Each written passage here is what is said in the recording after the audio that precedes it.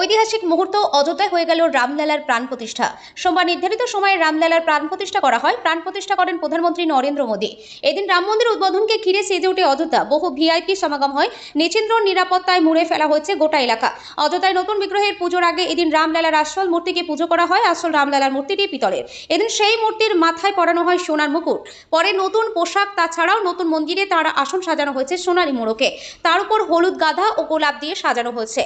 মূল বিগ্রহ পুজোর পরে কোষ্ঠী পাথরে তৈরি নতুন বিগ্রহের প্রাণ প্রতিষ্ঠা শুরু হয়। প্রধানমন্ত্রী ছাড়াও ছিলেন শঙ্করপ্রধান মোহন ভাগবত, উত্তরপ্রদেশের মুখ্যমন্ত্রী যোগী আদিত্যনাথ এবং উত্তরপ্রদেশের রাজ্যপাল আনন্দীবেন প্যাটেল। মূল বিগ্রহকে সাজানো হয়েছে সোনার গহনা ও ফুল দিয়ে। এদিন সকাল পর্যন্ত বিগ্রহের চোখ সোনালী হলুদ কাপড় দিয়ে বাঁধা ছিল। পুজো শুরু হতেই তা খুলে দেওয়া হয়। বিগ্রহকে প্রতীকী স্নান করানোর পর তারপর চক্ষুদানের মাধ্যমে প্রাণ প্রতিষ্ঠা করা হয় ভগবান রামের নতুন বিগ্রহের।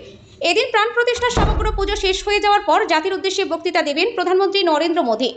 সন্ধ্যায় হবে দীপাবলি।